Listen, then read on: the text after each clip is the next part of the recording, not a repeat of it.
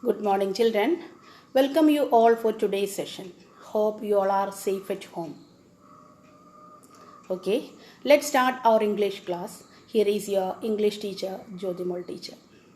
Children, before getting into our lesson, I would like to say something to you, something serious. Children, I have the list of the students, those who didn't submit the assignment. Almost 34 students didn't submit the assignment. Today is the 7th day. It's too bad. Hope you understood what I meant. If you continue like this, I have to send the list to Sister Sharon.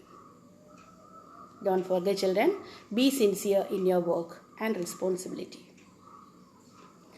So let's continue our lesson, A Tiger in the Zoo, written by Leslie Norris. Children, I would like to give you a brief summary of the portion that I taught you in the last class. Listen. This poem contrasts a tiger in the zoo with a tiger in its natural habitat. It begins with a description of the tiger that's very beautiful and is walking in his small cage or cell.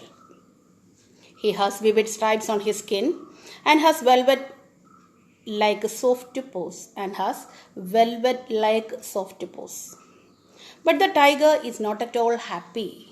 The tiger is not at all happy. You know the reason. What's the reason, children? Because it's confined in a concrete cell. So, the poet says, if the tiger was not locked, he would have been hiding himself behind the long grass near a water body in order to catch its prey, a plump deer. Also, he would have terrorized the residents of the villages at the jungle's edge. But what's the reality? It's totally opposite to this. Okay, so let's continue the new portion, the second last stanza. Let me read the poem as a whole. He stalks in his vivid stripes, the few steps of his cage, on pads of velvet quiet, in his quiet rage. He should be lurking in shadow, sliding through long grass near the waterhole where plum deer pass. He should be snarling around houses at the jungle's edge, baring his white fangs, his claws terrorizing the village. But he is locked in a concrete cell, his strength behind bars, stalking the length of his cage, ignoring visitors. He hears the last voice at night, the patrolling cars, and stares with his brilliant eyes at the brilliant stars. Okay, so let's see the second last stanza. But he is locked in a concrete cell, his strength behind bars, stalking the length of his cage, ignoring visitors. So, in this stanza, the poet comes to the reality that the tiger is locked in a concrete cell. The ferocious animal is behind bars. His strength behind bars. The ferocious animal is behind the bars of a strong cell. It's made of cement. He is locked in a concrete cell.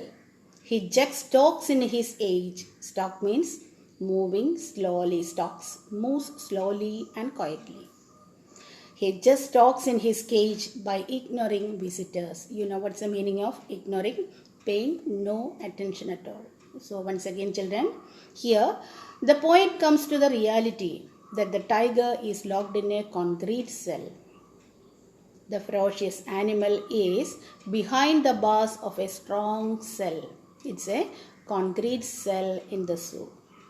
So he just stalks in his cage. He just stalks in his cage by ignoring visitors. Stalking the length of his cage by ignoring visitors. It's a small cage. He stalks there. Stalks means moves slowly and quietly. Okay, let's move the next stanza, the last stanza. He hears the last voice at night, the patrolling cars, and stares with his brilliant eyes at the brilliant stars. So here in this stanza, the poet says that the tiger hears the last voice at night. The last voice at a night. Whose voice, children? The voice of the patrolling cars. The tiger hears the last voice at night. It's the sound of patrolling cars. I think you are very familiar with the word patrolling. Patrolling, night patrolling by the police, isn't it? So here, patrol means keep watch over an area. Patrol means keep watch over an area. So here, he hears the last voice or the sound of the patrolling cars at night. He then stares at the shining stars with his shining eyes. Brilliant means shining or bright. So he then stares at the shining stars, at the bright stars with his bright eyes. So what's the meaning of stares? Looks for a long time or watches continuously. So here, in these two stanzas, the poet tries to depict the helplessness of a caged tiger that lives in a zoo. Here, in these two stanzas, the last two stanzas, but he is locked in a concrete cell, his strength behind bars, stalking the length of his cage, ignoring visitors. He hears the last voice at night, the patrolling cars, and stares with his brilliant eyes at the brilliant stars. In these last two stanzas, the poet tries to depict the helplessness of a caged tiger that lives in a zoo. He was stalking the length of his cage by ignoring visitors and just stares at the sky with his bright eyes. Children, hope you understood the poem. Now we are moving on to discuss the literary device used in the poem. So now we are going to discuss the first thing, the rhyme scheme of the poem. First of all, let's see the rhyme scheme of the poem. Almost all of you know how to analyze the poem to find the rhyme scheme. So first of all, let's take the first stanza. He stalks in his vivid stripes, the few steps of his cage, on pads of velvet quiet, in his quiet rage. Let's take the last words of the three lines. The first three lines, the last words of the first three lines. Stripes. Have you seen the underlined word? Stripes, cage and quiet. They do not rhyme each other. Am I right, children? They do not rhyme each other. So we can mark stripes A, cage B, quiet C. Then the last word, rage. In his quiet rage, the last word, rage rhymes with cage. So we can mark there B. So the marking is A, B, C, B. Got it? That's the rhyme scheme. So what's the rhyme scheme of the poem, children? A, B, C, B. What's the rhyme scheme of this stanza? A, B, C, B. So if you check the remaining stanzas, you can see the same rhyme scheme followed in each and every stanza. If you check the remaining stanzas, you can see the same rhyme scheme followed in each and every stanza.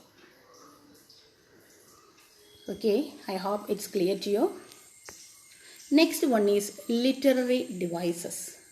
Now, I am going to discuss the important literary devices used in the poem.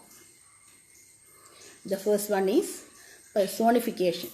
See, the definition is written here, children. You can write the definitions, say personification, enjambment, oxymoron, onomatopoeia, everything is here. You can copy it to your notebook. These are the literary devices used in the poem. So the first one, let's see what is personification. Personification is a figure of speech in which a thing, an idea or an animal is given human attributes. The non-human objects are portrayed in such a way that we feel they have the ability to act like a human beings. So here we can see personification throughout the whole poem. We can see personification throughout the whole poem. Listen. The tiger is personified because the poet refers him as he, his cage, his quiet rage, his white fangs, he hears. See the first line, he stalks. Last line, his quiet rage. Again, first line, next stanza, he should be. Again, he should be snarling. His white fangs, his claws, he is locked in a concrete cell. His strength, his cage, he hears, his brilliant eyes. So I think you got what is personification. So once again, personification is a figure of speech in which a thing, an idea or an animal is given human attributes. Here the poet has given human attributes to the animal tiger. So the figure of speech personification is used in our poem. Okay. The second one is enjambment. Enjambment is a term used in poetry to refer to lines that end without punctuation and without completing a sentence or clause. Enjambment is a term used in poetry to refer to lines that end without punctuation and without completing a sentence or clause. So let's check the first stanza. See the first stanza, children. He stalks in his vivid stripes the few steps of his cage, on pads of velvet quiet in his quiet rage. The first line, he stalks in his vivid stripes, and the second line, the few steps of his cage. Have you seen that, children? See, after the first line, after stripes, punctuation mark is missing. So the first line is continuing to the next line without any punctuation mark. That is what is enjambment. So you can see enjambment in the second and the third stanza also. Sliding through long grass near the water hole where plump deer pass. Okay, another example. He should be snarling around the houses. No punctuation mark. It's continuing to the next line at the jungle's edge. So these are the examples of enjambment. Enjambment. That's the correct pronunciation, children. B is silent. Enjambment. Enjambment. The third one is oxymoron. An oxymoron is a figure of speech that has two contradictory or opposite words appearing side by side. So basically it's a combination of two words that really have opposite meanings. But when we use them, regularly in sentences and phrases. So let's see what is oxymoron. I think it's a new term for you, isn't it, children? So you have to read the definition clearly. An oxymoron is a figure of speech that has two contradictory or opposite words appearing side by side. So basically it's a combination of two words that really have opposite meanings. But we use them regularly in sentences and phrases. So listen, children. The fourth line of the first stanza. Now poem, we can see the first stanza. Yes, the first stanza. Fourth line. In his quiet rage. The fourth line of the first stanza. In his quiet rage. Quiet rage is an example for oxymoron. So roughly we can say the use of adjectives opposite in meaning. So it's a figure of speech that has two contradictory or opposite words appearing side by side. It's a figure of speech that has two contradictory or opposite words. Quiet, you know what's the meaning of quiet? Calm and quiet. Rage, violent, uncontrollable rage. So will you be quiet in uncontrollable anger? So did you understand that, children? So oxymoron is a figure of speech that has two contradictory or two contradictory or opposite meanings or opposite words. It's a figure of speech that has two contradictory or opposite words appearing side by side. Quiet, rage. Basically, it's a combination of two words that really have opposite meanings. So here, the poet uses the device oxymoron to express the intensity of the tiger's feeling. The tiger, he is in his quiet rage. He is very angry, but at the same time, he is quiet because he is locked in a concrete cell. He keeps quiet because he is locked in a concrete cell. So I hope you understood what is oxymoron. An oxymoron is a figure of speech that has two contradictory or opposite words appearing side by side. So basically it's a combination of two words that really have opposite meaning, but we use them regularly in sentences and phrases. And the next one is onomatopoeia. Onomatopoeia. Onomatopoeia is a figure of speech in which words evoke the actual sound of the thing they refer to or describe. Onomatopoeia can use real words, made up words, or just letters used to represent raw sounds. Have you seen the example, children? Say it represents someone sleeping or snoring sound. Okay, so here in our poem there is a word for onomatopoeia. It's in the third stanza.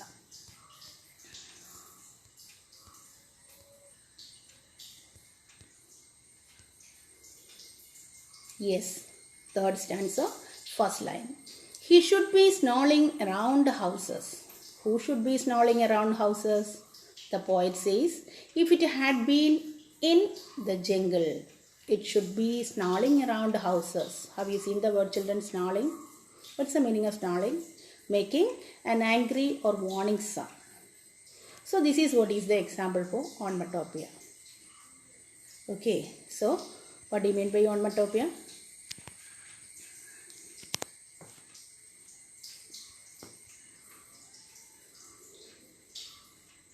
It's a figure of speech in which words evoke the actual sound of the thing they refer to or describe. Onomatopoeia can use real words, made up words, or just letters used to represent raw sounds. Okay, so snarling in stanza 3 is an example for onomatopoeia. In the fourth stanza, we can see another poetic device. Another poetic device in the fourth stanza. But he is locked in a concrete cell, his strength behind bars, stalking the length of his cage, ignoring visitors. So the sentence, but he is locked in a concrete cell. The vowel sound E is prominent there. The vowel sound E, he, locked E, concrete, 2E. And cell, there also one alphabet E. So the vowel sound E is prominent there. He locked concrete cell.